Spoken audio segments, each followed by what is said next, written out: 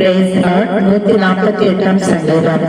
அல்லேலூயா. வானங்களில் உள்ளவைகளே கர்த்தரை துதியுங்கள், உன்னதங்களில் அவரை துதியுங்கள். அவருடைய தூதர்களே நீங்கள் யாவரும் அவரை துதியுங்கள், அவருடைய சேனைகளே நீங்கள் யாவரும் அவரை துதியுங்கள். சூரிய சந்திரரே அவரை துதியுங்கள், பிரகாசமுள்ள சகல நட்சத்திரங்களே அவரை துதியுங்கள். வானாதி வானங்களே அவரை துதியுங்கள், ஆகாய மண்டலத்தின் மேலுள்ள தண்ணீர்கள் அவரை துதியுங்கள். அவைகள் கர்த்தரின் நாமத்தை துதிக்க கடவது, அவர் கட்டளையிட அவைகள் சிருஷ்டிக்கப்பட்டது.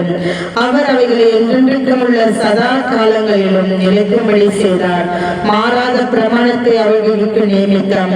பூமியில் உள்ளவைகளே கர்த்தரை துதியுங்கள், மகா மச்சங்களே சகல ஆழங்களே, அக்கினியே கல்மழையே உறைந்த மழையே முழுப்பணியே அவர் சொற்படி செய்யும் பெருங்காற்றே, மலைகளே சகல மேடுகளே, கனிமரங்களே சகல கேதுக்களே, காட்டு மிருகங்களே சகல நாட்டு மிருகங்களே, ஊரும் பிராணிகளே, இரவுள்ள பறவைகளே, பூமியின் ராஜாக்களே, சகல ஜனங்களே, பிரபுக்களே, பூமியில் உள்ள சகல நியாயாதிபதிகளே, வாலிபரே, கன்னிகைகளே, முதிர் வயதுள்ளவர்களே, பிள்ளைகளே கர்த்தரை துதியுங்கள். அவர்கள் கர்த்தரின் நாமத்தை துதிக்க கடவர்கள்.